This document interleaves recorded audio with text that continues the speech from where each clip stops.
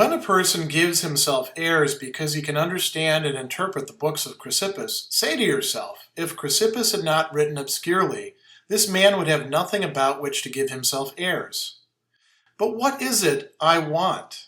To learn nature and to follow her. I seek, therefore, someone to interpret her. And having heard that Chrysippus does so, I go to him. But I do not understand what he has written. I seek, therefore, the person who interprets Chrysippus. And down to this point, there is nothing to justify pride. But when I find the interpreter, what remains is to put his precepts into practice. This is the only thing to be proud about. If, however, I admire the mere act of interpretation, what have I done but turned into a grammarian instead of a philosopher? The only difference, indeed, is that I interpret Chrysippus instead of Homer. Far from being proud, therefore, when someone says to me, "Read me Chrysippus," I blush the rather when I am unable to show him such deeds as match and harmonize with his words.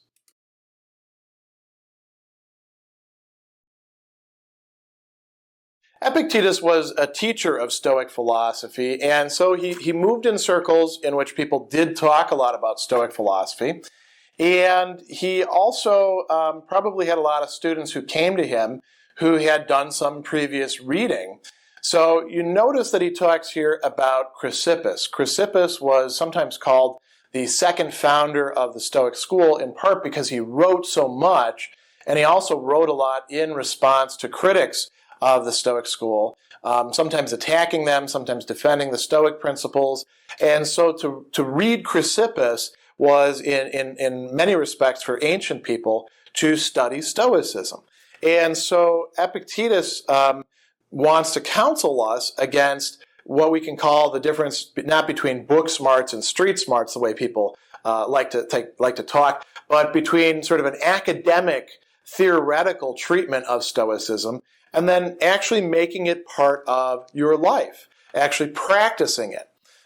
So he says, when a person gives himself airs because he can understand and interpret the books of Chrysippus, say to yourself, well, that's because Chrysippus wrote obscurely, and so it's difficult to understand him.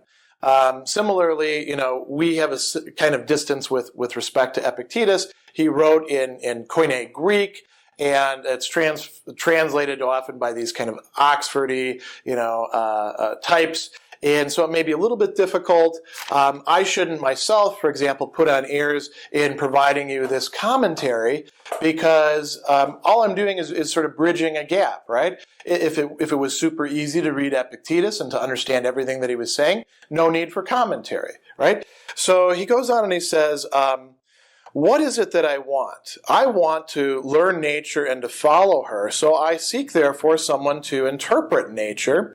And having heard Chrysippus does so, I go to him. This is why we read philosophers. This is why we study with philosophy teachers.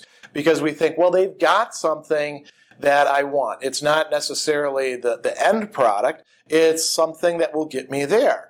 And so I go and I read Chrysippus because I've heard this Chrysippus guy knows a lot of stuff. He can explain things really well. He's going to help me out, right? And so I read him and then I say, I don't understand what's going on here. I can't understand what has been written. So then I go and find, as he says, somebody who can interpret Chrysippus. And then he says, down to this point, there is nothing to justify pride. There is nothing to justify making a big deal out of oneself. And then he says, when I find the interpreter, what remains is to put his precepts into practice. This is the only thing to be proud about. If you want to be proud about the fact, not that you studied the philosophy, not that you've got a diploma in it, not that you have, whatever marks or distinctions you want. Be proud about the fact that you can actually apply it in a real way. Not just in a theoretical way. Not just in a, maybe down the line I'll do this sort of thing, sort of way. But in a real way. So he goes on and he says, if, however, I admire the mere act of interpretation, what have I done? I've turned into a mere grammarian, a person who studies not just grammar, but literature. That's what grammarian meant back then. A person who studied it and taught it, perhaps. rather than being a philosopher. So he says, the only difference is that I interpret Chrysippus instead of Homer. Far from being proud, therefore, when someone says to me, read me Chrysippus, I blush when I'm unable to show him such deeds as match and harmonize with his words. That is really an interesting thing to say at the end. We talk a lot about, different figures or different authors or even, filmmakers or things like that. About how cool they are, about, what characters they develop and show us. The real test for all this is whether we can incorporate that into our own lives. Otherwise, it's just sort of an academic exercise. And if you want to do academic exercises, that's fine. Stoicism is about more than that. Whatever principles are set before you, stand fast by these like laws, feeling that it would be impiety for you to transgress them. But pay no attention to what somebody says about you, for this is, at length, not under your control.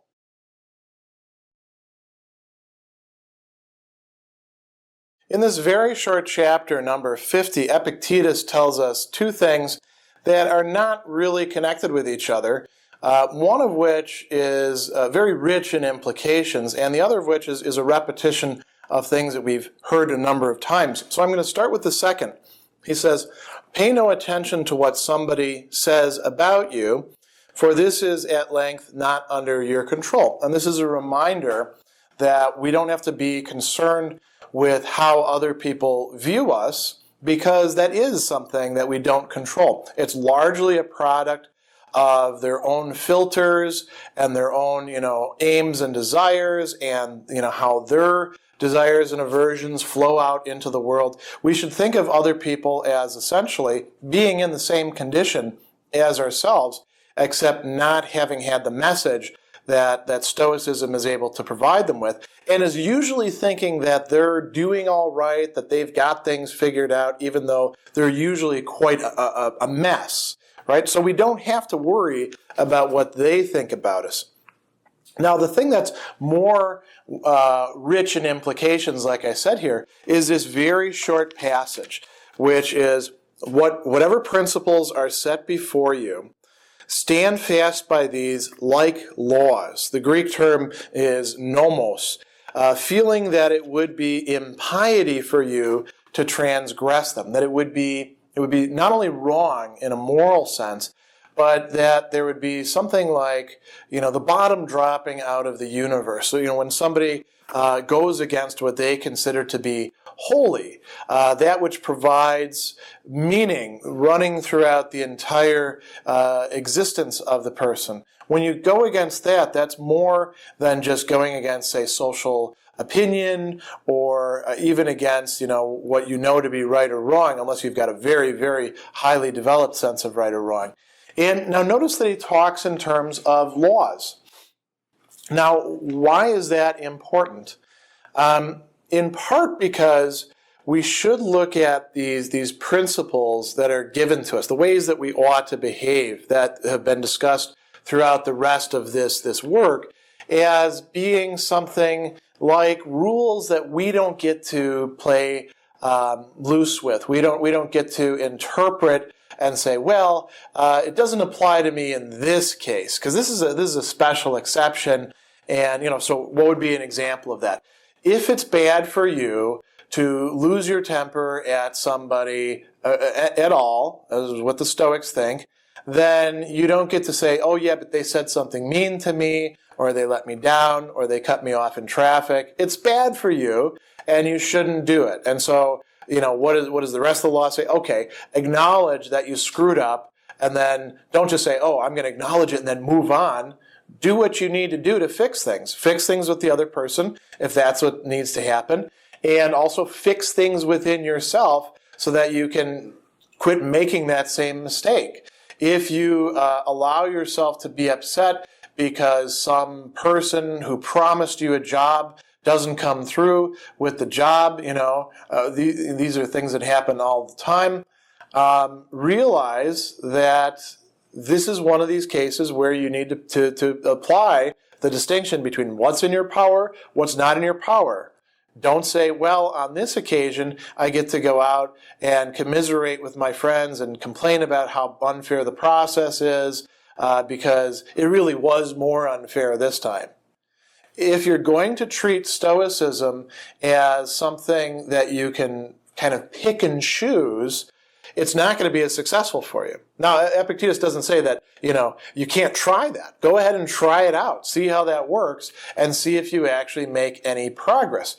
Epictetus is saying if you do want to make progress, you need to treat the principles that you've got to work with as if they are laws that apply all the way across the board, and then follow them.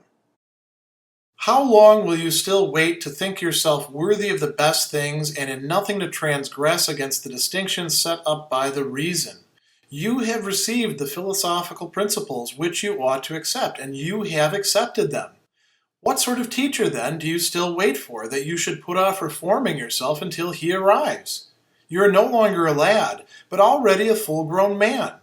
If you are now neglectful and easygoing and always making one delay after another and fixing first one day, then another, after which you will pay attention to yourself, then without realizing it you will make no progress, but living and dying will continue to be a layman throughout. Make up your mind, therefore, before it is too late, that the fitting thing for you to do is to live as a mature man who is making progress, and let everything which seems to you to be best be for you a law that must not be transgressed. And if you meet anything that is laborious or sweet or held in high repute or in no repute, remember that now is the contest, and here before you are the Olympic Games, and that it is impossible to delay any longer, and that it depends on a single day and a single action, whether progress is lost or saved. This is the way Socrates became what he was, by paying attention to nothing but his reason in everything that he encountered. And even if you are not yet a Socrates, still you ought to live as one who wishes to be a Socrates.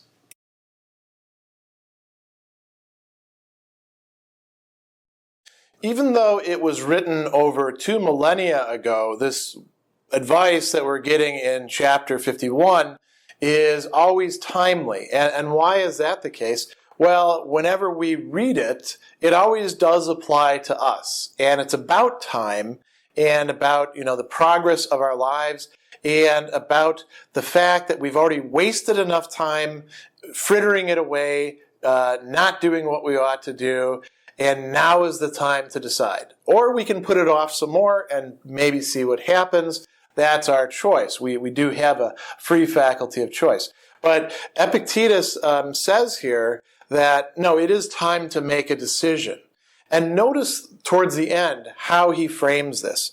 He talks about the Olympic Games. And this is sort of like the pinnacle of athletic success. So this is talking to each of us as if we are going into the Olympic Games. And we are. The Olympic Games of life. Whether we become the kinds of people that we were originally intended to be, or whether we continue on with the kinds of people that we've wound up being and we've made ourselves, that is the most important thing in the world to Epictetus. So he says, remember, now is the contest. Here before you are the Olympic Games. It is impossible to delay any longer. It depends on a single day and a single action whether progress is lost or saved. And we'll come back to that in a little bit. But I wanted to stress this metaphor of the Olympic Games because it shows us that he considers this to be the most important thing. Your business success, your love life, your circle of friends, how your body looks, those are minor compared to whether you get yourself straight about who you are, what kind of thing you are, and what you have the potential to be, and then do it. It doesn't do any good to know all this and then not actually practice it, any more than it would for an Olympic athlete to go and, stand there with all the other swimmers, and then the gun goes off and they just stand there thinking about, I really like swimming. Swimming is so cool. You got to jump in the water and move, right? So let's start where he starts. How long will you still wait to think yourself worthy of the best things? That's a really interesting question. We have a lot of self-help people who push, and also in other areas as well. They push this, you have to think of yourself as worthy of goodness, and then the universe will give it to you. They often have a mistaken conception of what goodness is and about being worthy is.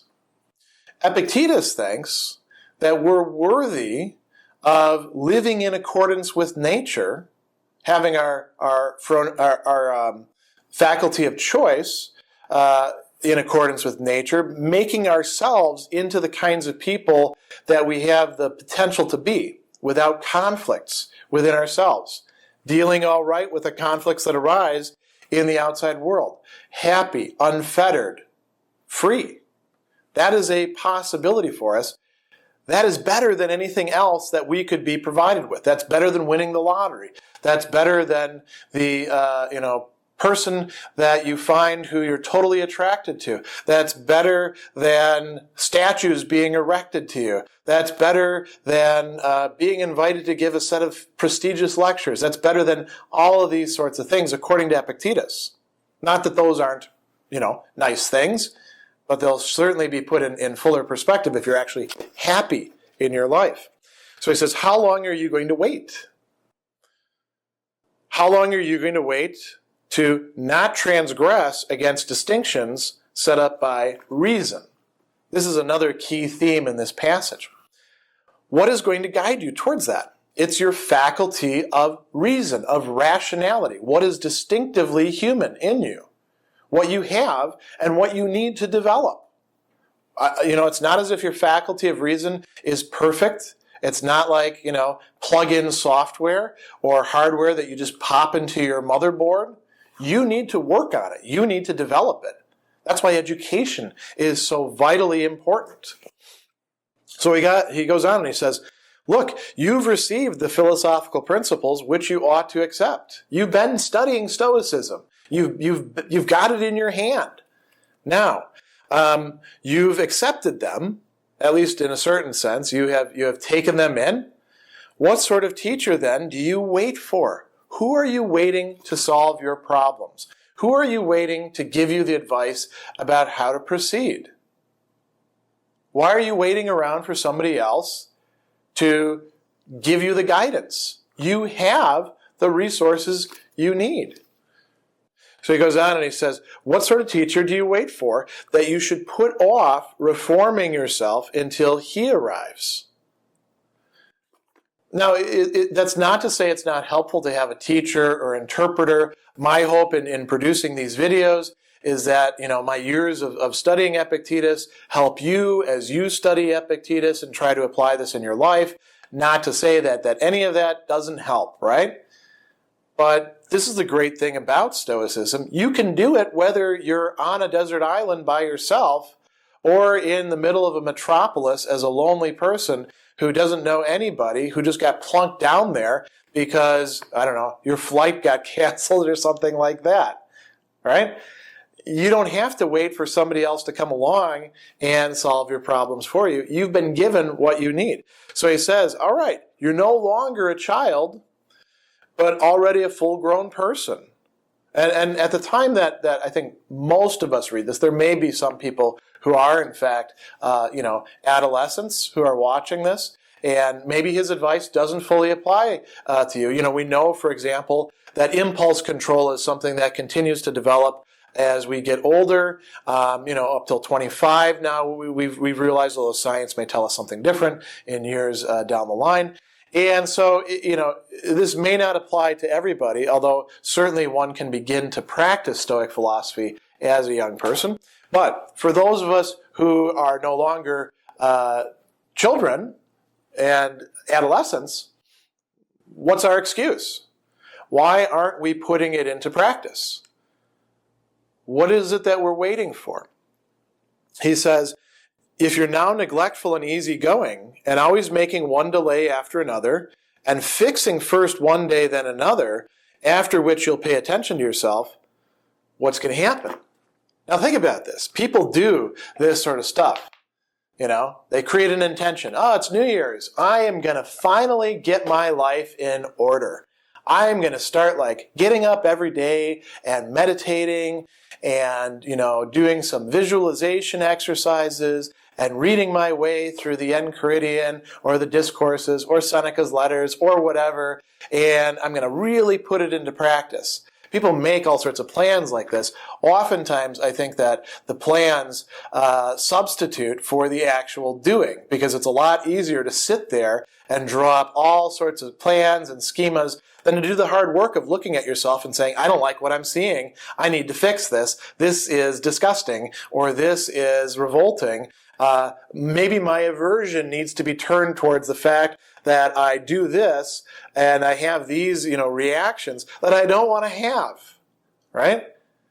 But people sit there and they make plans and they talk and talk and talk, and, they don't actually do anything. It's not Stoicism, too, that's peculiar in this respect. You can think about St. Augustine in his Confessions. He talks about a period of years and years and years where he's basically ready to make the plunge into living a fully Christian life. And he says, this famous prayer, God, give me chastity. But not yet, because I still want to enjoy myself a bit. There's time for that later. And then at a certain point, you realize, this is nuts. I shouldn't be behaving this way. If I really think that this is the best way, I should be going full steam towards it. I should be, as people say, all in. So he says, what's going to be the cost if you are neglectful in this way? You make one delay after another, and you just make a bunch of plans and talk. Well, without realizing it, you will make no progress. But living and dying will continue to be a layman throughout, a person who is not on the philosophical path, a dilettante. You will not make any progress. As a matter of fact, the only progress you'll make is probably in being better at lying to yourself about the progress that you're making and putting out a better face of a dilettante to other people so they think that you're hot stuff and that you're actually into Stoicism. But if you're not doing it, there's no benefit to you. And the longer that you keep on delaying, he doesn't mention this here, but delay itself can turn into a habit, which then you have to break as well. That becomes even tougher. So he says, look, now's the time. Make up your mind before it is too late that the fitting thing for you to do, the right thing for you to do, the appropriate thing, is to live as a mature person who is making progress. Make a choice to actually grow up, as we say, and behave like a mature person. Take responsibility for your own feelings. Take responsibility for your choices, past and present. Take responsibility for your thoughts, for what it is that you filter situations through, for the stories that you've told yourself. Take responsibility for all of that. And then he says, let everything which seems to you to be best for you be a law which must not be transgressed. Here's that conception of law again. If you think that you should do some sort of action, like, you decide that meditating every morning is what you need to do, then do it. Make it a law for yourself. Quit talking about it. Quit, making plans to do it. Quit reading benefits about it in articles and stuff like that. Do it. And if you stop doing it, then take yourself to task. Say, I broke the law. That doesn't mean you need to be punished or anything, but get yourself back on track. Quit making exceptions. So he goes on and he says, if you meet anything that is laborious or sweet or held in high repute or in no repute, remember now is the contest. If you meet the things that we encounter as challenges, laborious things that are going to require a lot of work on our part, that we tend to be averse to, and we put that off. Sweet temptations, right, that can draw us in, that can get us to do things that we shouldn't do, we have to stand up against that. Held in high repute, held in low repute, that shouldn't matter to us. Now is the time. That's why I said this is very, very timely advice, because anytime you read it, you can apply this. Whether it's, 2 millennia ago, whether it was, yesterday when you first read it, or, and then ignored it, whether it's today when you're watching this video and saying, oh, I should go back to that and reread that passage. It applies to us at every time. Now is the contest. So he goes on and he says, it's impossible to delay any longer. It depends on a single day and a single action whether progress is lost or saved. Again, this is why we want to make these precepts into laws for ourselves. Because as soon as we start to backslide, as soon as we start to give in, we start losing the progress that we've made. And we start to fall back into the natural tendencies, the old habits of thinking, which are actually tendencies against nature, against what human nature ought to be. But I say natural in a different sense here. These tendencies to justify ourselves, to tell us that it's okay for us on this one occasion, that we can fix it tomorrow, or that we weren't really doing it. We were just trying to do this instead. All these things are excuses that we give. If we want to really follow along the path of progress, we can't cut ourselves any slack in this respect. When we can cut ourselves slack is after we've screwed up, and then we don't have to tear ourselves down, but giving ourselves slack doesn't mean we don't get right back on the treadmill and start exercising again. We have to look at things honestly. We have to be true to ourselves and true to reason in our self-examination. So he goes on and he says, this is the way Socrates behaved. Socrates became what he was, and Socrates is a great hero to the Stoics, by paying attention to nothing but his reason, his rationality in everything that he encountered. Socrates got himself killed by practicing philosophy.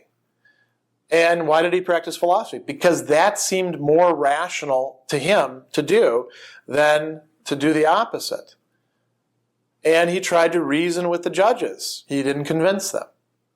His friend actually bought off the jailers and said, hey, we can transfer you to another city and you can do philosophy there and you don't have to die. What did he say to Crito? Let's think about this. Let's reflect on this. Let's reason about it. And his reasoning took him to the end of, no, it's better to obey the laws and to stay here and be executed. Socrates made such an impression on people because he did, in fact, use his rationality. He followed it. He didn't, make exceptions and say, well, my feelings are saying this, so I'm going to ignore what reason tells me. That would lead him to question his feelings, which we ought to do. Our emotions are not always not even often, the best judges or guides or interpreters of the situations that we're in. So he says, even if you're not yet a Socrates, still you ought to live as one who wishes to be a Socrates. If you want to be a Stoic, that's what it means to be a Stoic. To want to live like a Socrates, to want to live like a hero. To want to live as the Olympic victor of life. And the good news is, this is in all of our power. Our bodies, I'm not up to competing in the Olympics. I'm not even up to competing in, professional or even amateur sports of any sort, right? But we can do this with our choice, our faculty of choice, our rationality. Any one of us can live a fully human life. It's up to us to decide to do that. And the time to choose is when you become aware of that. Not down the line in some distant future. That may never happen because you could get hit by the bus tomorrow. You could get sick tomorrow. Do you want to reach the end of your life and say, oh yeah, I always had the intention of trying to live this way. Never really did it. Kind of sad about that. Or do you want to be able to look back over a time, back to the time where you finally said, yes, I need to make a decision and stick with it.